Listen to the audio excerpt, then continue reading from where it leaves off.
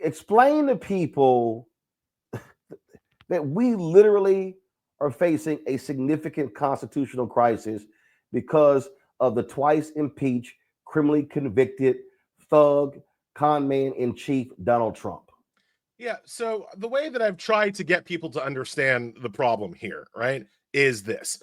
The president does something. Whatever president, whoever president, the president does something. Now, what's supposed to stop the president from doing those things, right? Well, we have a couple of options, right? We have laws that are passed by Congress. We have court orders that are issued by the judicial power, usually the Supreme Court. If the president can ignore both of those, right? If he doesn't have to follow the law as written down by Congress, and he doesn't have to follow a court order as issued by a federal court, then we don't have anything approaching a democratic self-government. We have a fascist dictatorship where the whims of the ruler affect what kind of a situation we live in, right? And that's exactly what Trump is doing now. One great way to understand it is with all of his illegal, unconstitutional funding freezes, right? He's cutting off money to various organizations, any organization that basically hires and admits Black people, their money is under threat, right? And that money that Trump is taking away was authorized by Congress, right? It wasn't authorized by the president. It was authorized by an act of Congress. He has been told by the Supreme Court and various lower courts to put them to give the money back, to turn the money back on. But he doesn't. He just keeps not paying people, right? So what do you call that, right? If the president can stop money from going to places that are off, that Congress has already authorized, that the court has already told him that he has to fund, but he can just not do it, that's called a constitutional crisis. That's a situation where the rule of law has broken down, and now we're at the whims of a warlord, which is what Trump thinks of him. It's just how Trump thinks of himself. And for people who don't understand, there's an enforcement mechanism in the court, and it's called the Department of Justice.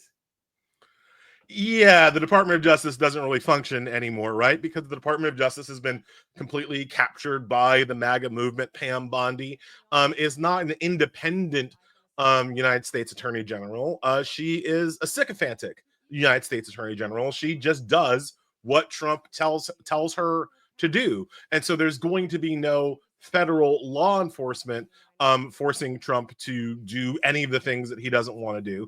And I keep talking about Trump, but I also want people to understand this isn't just about Trump. This is also about the co-president, Elon Musk, right? Because for all of the court orders that are aimed at restricting or restraining Trump's action, there are also a ton that are aimed at restricting or restraining Elon Musk's actions through Doge, right? But again, who's supposed to enforce that? Who's going to force Elon Musk to follow a court order? Well, that would have to be the executive branch, the President of the United States, the Department of Justice, and the FBI. And all of those organizations are so afraid of Musk that they won't say boo to him. So not only does Trump get to operate above the law because he simply ignores court orders against him, but Musk gets to operate above the law because Trump won't enforce any court orders against his daddy. And that's the vice grip that these people have our country in right now. This is without being hyperbolic, this is how democracies die. This is how you go from a Republican government based on democratic self-interest and universal suffrage to a dictatorship. And what's laughable is that the person who made all of this possible is John Roberts, by the Supreme Court allowing Trump to win by saying, you have immunity. You can do whatever you want. He took that ruling and said, oh, if I get back in, I don't give a damn what anybody has to say because I'm the king. The best thing that you can say about John Roberts, if you're trying to be completely generous to him, is that he is Dr. Frankenstein, right? In the Mary Shelley novel of the same name, that he created a monster. And now he's kind of running around being like, oh my God, what to do about the monster? It's killing my cousins. Like, that's the best way of thinking about Roberts. But I think that is far too generous. Dr. Frankenstein feels bad about the monster that he created. I don't think John Roberts feels bad. I don't think John Roberts is particularly afraid of the monster. I think John Roberts likes it. I think John Roberts likes the monster that he created is now going around and snuffing out the rights of people that John Roberts himself has never liked and never thought should have rights in the first place. So I think they're acting more in coordination than at opposition. There are processes. There's a way that Trump is doing it that I suspect John Roberts isn't thrilled about. But the outcome, the final actions that Trump is taking, the policies that he is implementing by fiat, I think these are policies that John Roberts generally agrees with, and that is why he created Trump in the first place. And see, this is the thing that for me, I keep saying to any Democrat in the future. First off, if I'm running for president and I'm a Democrat, I'm going to say, the press is going to say, Governor so-and-so, Senator so-and-so, Congressman so-and-so, Congresswoman so-and-so, are you going to release your test scores, your transcripts? No. Are you going to release your health records? No. Are you going to are you going to put your money in the blind trust? Hell no. And then if they win, I'm going to use every inch of power of the presidency. See, Ellie, this is the thing that I believe happened. Democrats want to uphold the virtuous institution. Republicans are about power. Republicans use power maximally whenever they get a chance, and Democrats don't. And Roland, that actually kind of brings me back into my book and to why I wrote it, right? Because when Republicans get into office, they come in with a plan, and that plan is to smash things.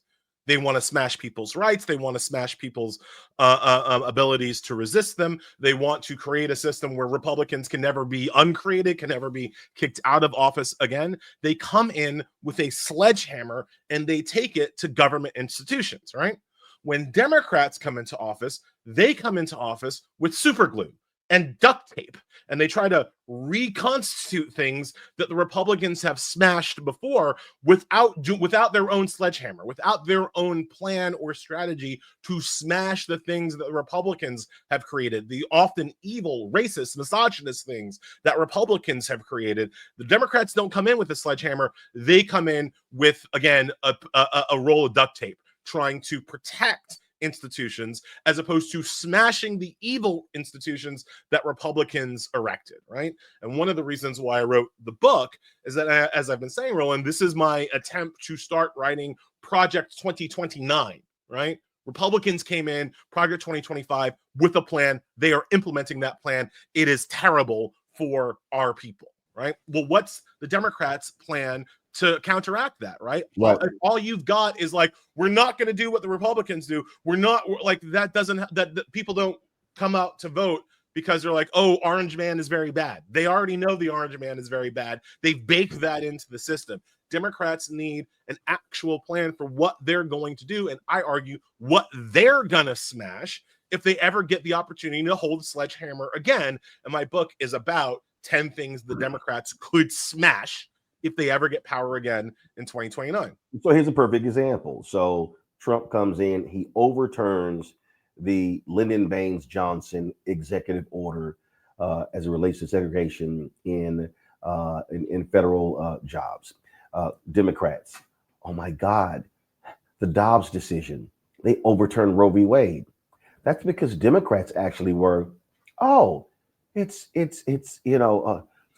stare decisis. Oh no, it's already been decided. Republicans were saying, no. We get to court, we overturn this sucker. Democrats did not use the power of legislation to codify, to make it law. They just said, the courts, they're never going to touch that again. This right-wing court is like, oh, hell no. We're going to go back and tear down everything. Them accepting the 14th Amendment. They are literally saying we're going to exercise power. What you're laying out is, Democrats, if you get power again, Damn it, use it. Use it, right? Use it. And it's not, you were talking about the lack of legislative protections for abortion rights under previous Democratic administrations. But you and I have talked about all of the executive actions Biden could have taken even after the Dobbs decision to make sure that abortions were still available and safe and effective in the red states that were banning abortion, right? There was immense federal power that Biden could have used, could have brought to bear to make sure that you could still get an abortion in Texas, because Texas's laws, for instance, banning abortions don't apply to military bases. That's federal law. They don't apply to native reservations. That's federal law. But the Biden administration could have made abortions available on every military base in Texas, regardless of what Greg Abbott and Jonathan Mitchell would have said, and there would have been nothing that Texas could have done about it, because that's a vector of federal power that happens to exist in the state of Texas, right? But Democrats don't play that game.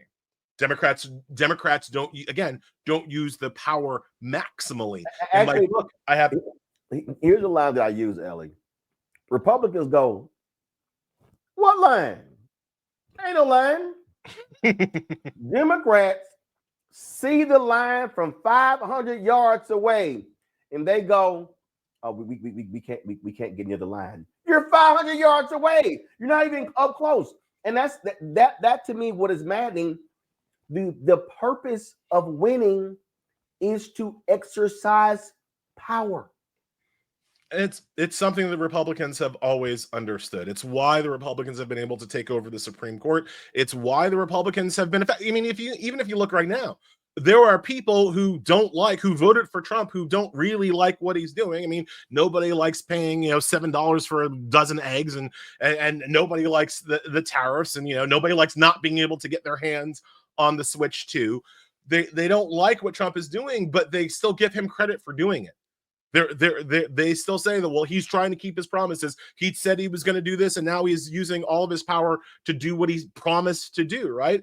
Democrats never get the benefit of that, because Democrats are never seen to be using their power as fully as they could.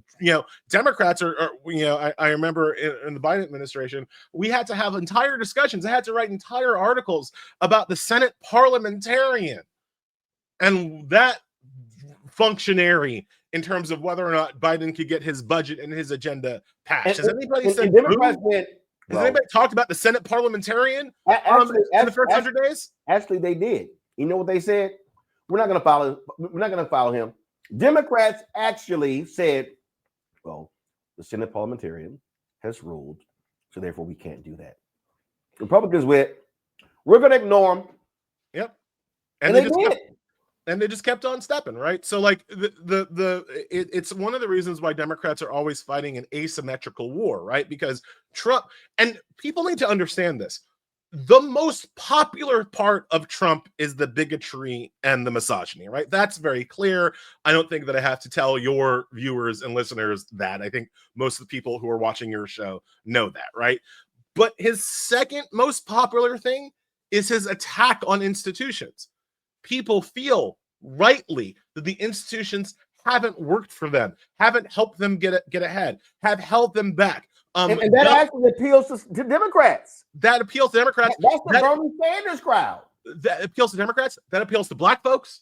That appeals, like when we go into our communities, those are the kinds of things that we hear, that the institutions haven't worked thus far. Why should we be voting for the party that defends institutions? That's a really good argument that even I have trouble defeating when I'm out on the street, right? Because I also don't like institutions, and I hate how Democrats always seem to defend them. Trump's second most popular aspect of his racist, misogynist personality is the idea that he is an anti-institutionalist and he is going to smash the things that get in people's way. The Democrats' counterpoint can't be, no, we're going to protect the things that get in people's way. We're going to protect these esoteric, elitist, ossified institutions that haven't actually lived up to their form or function. That's always the Democrats' point, and that is a losing argument. And so when you bring up people like Bernie Sanders or AOC or Ayanna Pressley or Jasmine Crockett, one of the reasons why they're popular